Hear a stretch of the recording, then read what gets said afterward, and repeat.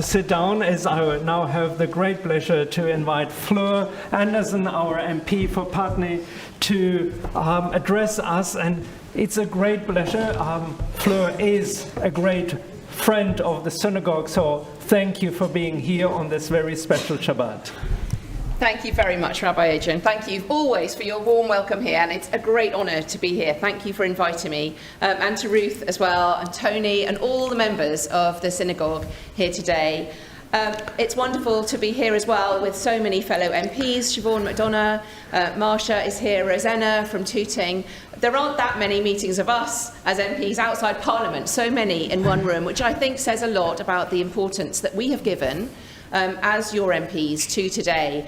But also the leaders of Merton and Wandsworth councils are here, to Assembly members, Leonie and Hina are here, to two mayors, not one but two mayors sitting here on the front row, and so many other representatives I can see of different religions, local churches, the churches nationally as well, and to representatives of the Board of Deputies as well. It's a really unique gathering that you have brought together here, and rightly so.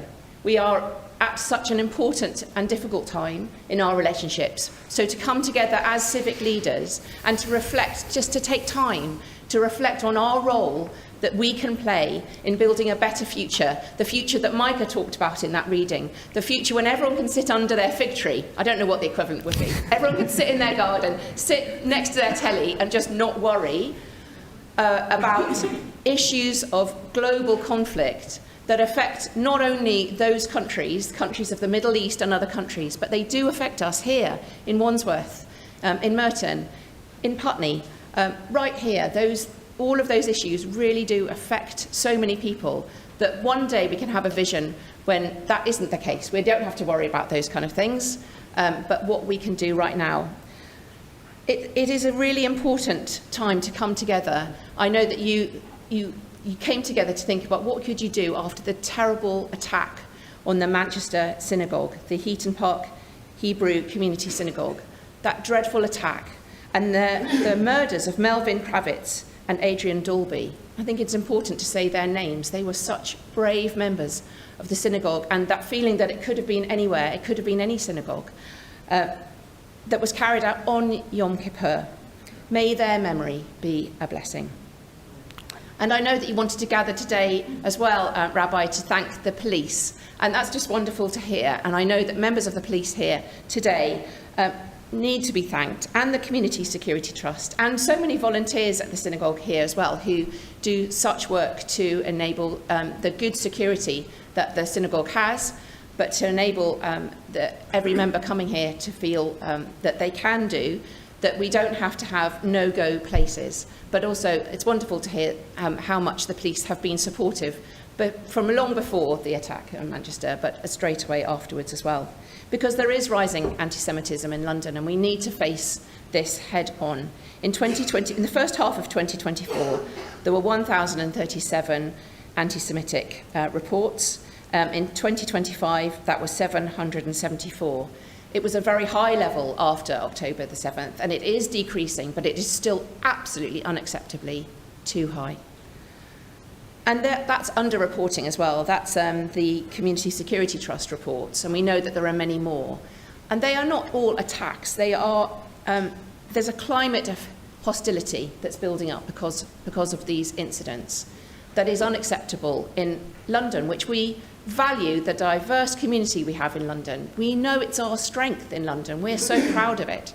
I'm very proud of that in Wandsworth and across my constituency. And we know that that is not the case at the moment. So how can we come together with some shared challenges? The demonstrations that many members of the synagogue have raised with me, demonstrations, how we police demonstrations, how we have areas that welcome free speech, but don't make any areas of our great city no-go areas.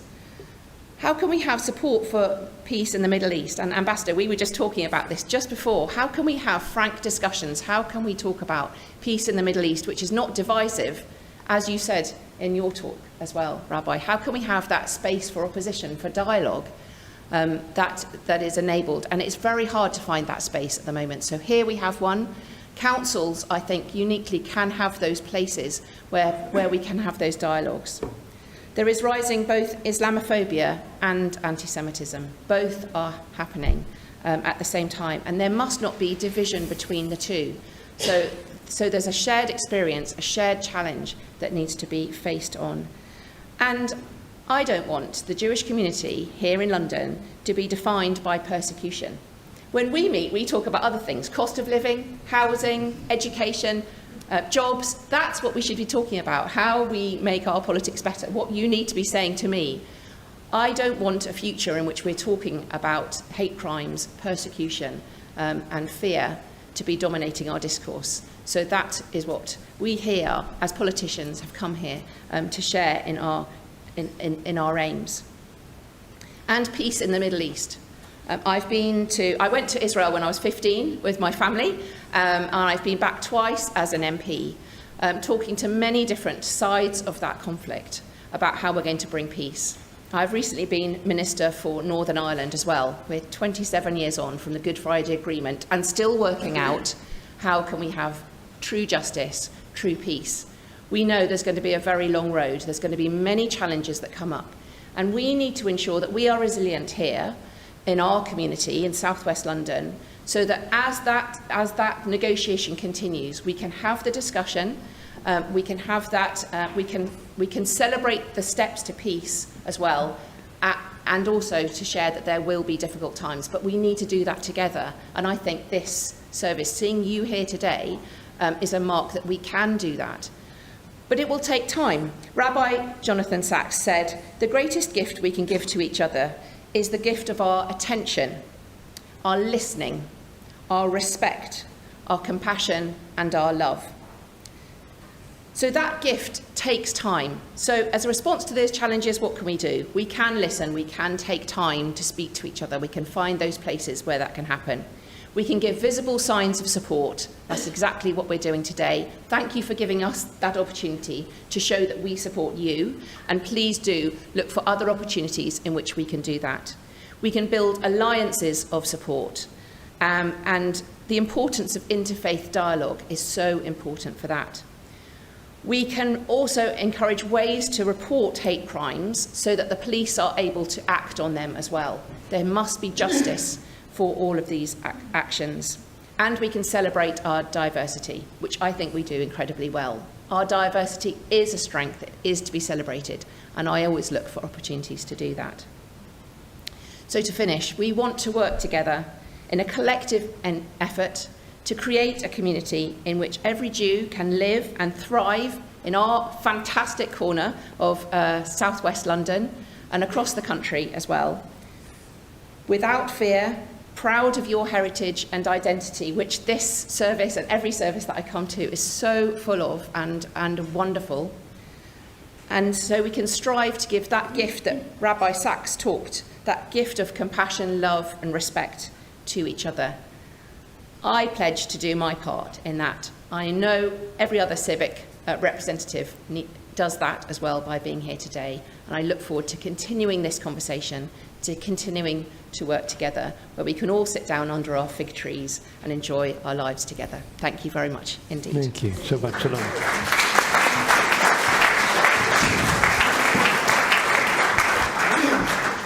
And our second guest this morning is the Mayor of Wandsworth, Councillor Jeremy Ambache.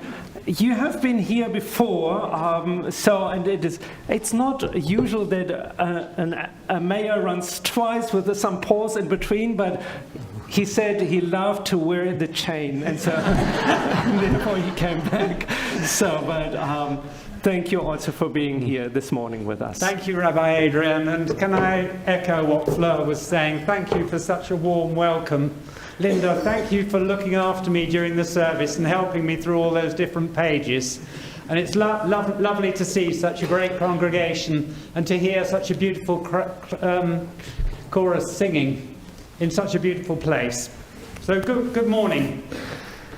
Mayor of Merton, Martin Wetton, MPs, distinguished guests, London Assembly members, faith leaders from across the community, ladies and gentlemen, and children, young people, Welcome and thank you for inviting me, and Shabbat Shalom. Shabbat Shalom. It's a privilege to join you today at Wimbledon Synagogue at this Civic Shabbat. This occasion is deeply personal to me.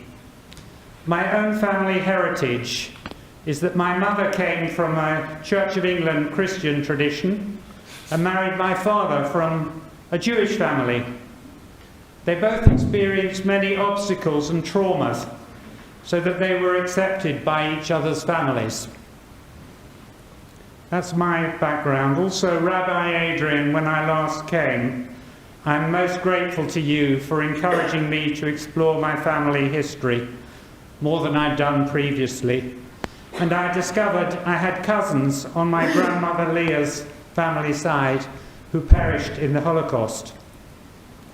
Though my grandma Leah, she never told me about the nieces and nephews she'd lost, although she was quite sad in some moments in her life. These connections remind me of the values of resilience, compassion, and community that have shaped my life. And these are the values at the heart of Wandsworth and our shared civic society. In times of uncertainty, civic society must stand as a bulwark against division and against hatred. Across the UK, we've seen troubling rises in hate crime. Home Office figures show that in the year ending March 2025, religious hate crime reached record levels.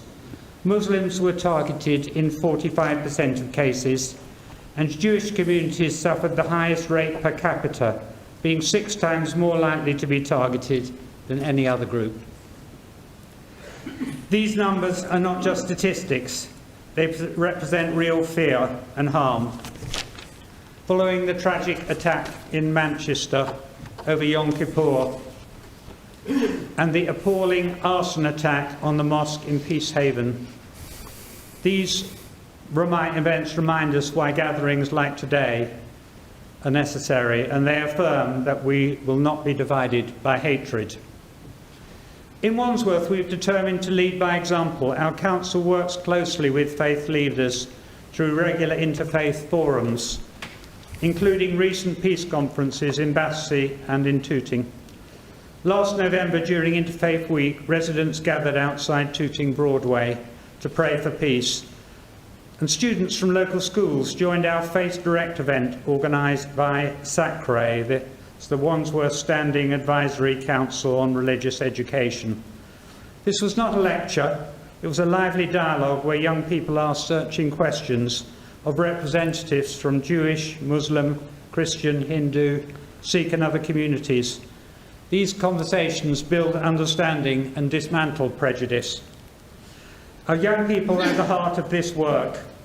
Cllr recently hosted this innovative interfaith speed dating, in quotes, end of quotes, event, where pupils rotated between tables to learn about different faiths in short and engaging conversations. It was a joyful, eye-opening experience that showed how curiosity can overcome fear. Beyond that, our Youth Mayor and Youth Council have launched campaigns on inclusion and mental health, ensuring that young people's voices shape our borough's future. As Kwasi Akum Kuranchi, our youth mayor, said, "We want a Wandsworth where everyone feels safe and heard." Wise words from our 15-year-old youth mayor. This is the vision that we share. While we celebrate these successes, we cannot ignore the challenges. The rise in anti-Semitism and Islamophobia across the country is deeply worrying. But here in Wandsworth, the council, we're just over the Wandsworth boundary. Martin's just over the road there, isn't it, Martin?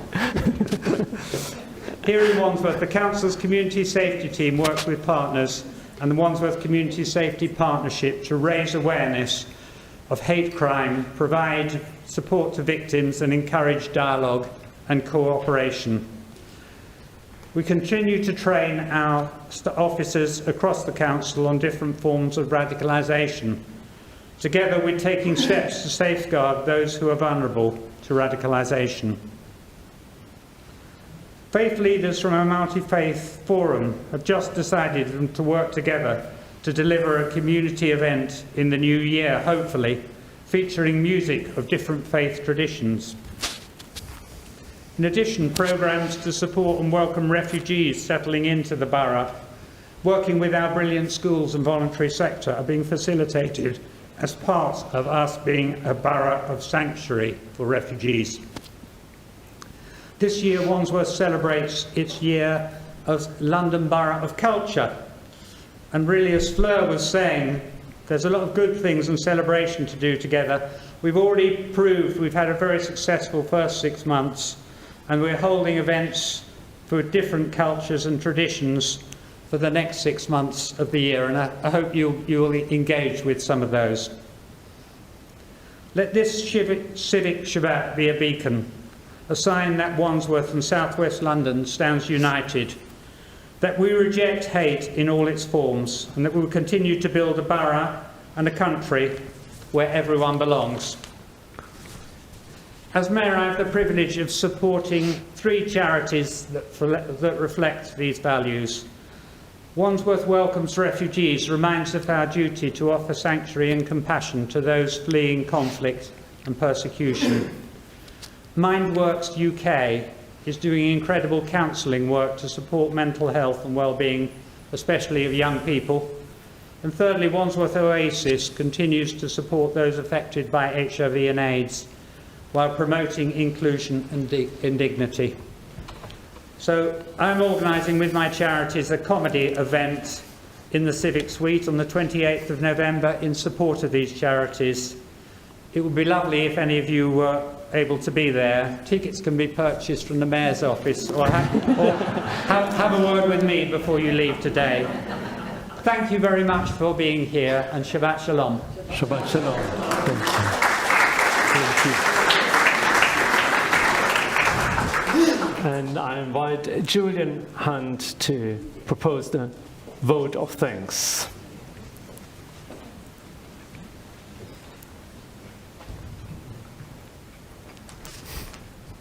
I'm going to be incredibly short because about 5,000 bagels out there ready to eat, and it's a Jewish event, so I'm not being more than about 2 minutes. And I've written here, remember, be short, there's about 10 tons of food. I'm absolutely honoured to give this vote of thanks. I should say, I put on ChatGPT last night, how do you give a vote of thanks at a Jewish event? And my computer just crashed, but there we are. I told my wife this morning I was giving a vote of thanks to the German ambassador, members of parliament, council leaders and so on, and she thought I was Meshuggah and mad, but on YouTube she'll see this really is happening at the moment. But I really want to thank our honoured guests, Fleur for your beautiful speech, Mayor for your speech as well from the heart, to all the local and national leaders who've come along today, and all the faith representatives and distinguished guests. It means a huge amount to our very small South West London community and our beleaguered national community. It means a huge amount to us. I also want to thank the rabbi as well for leading such a wonderful service, our Torah reader who's having her bar mitzvah soon, I'm sure, the choir, the wardens, the staff, and there's many people in the background who've made today work. There is a particular rule in our constitution at the synagogue, which is finally that under Rule 4.82763, you are commanded to eat as much food as possible after the service. And finally, just to prove that I do listen to the rabbi's sermon. I do listen to his sermons all the time. I want to quote something that he said in his sermon, which is this quote: "Darkness will not have the final word." Thank you. Thank you all for coming. Thank you.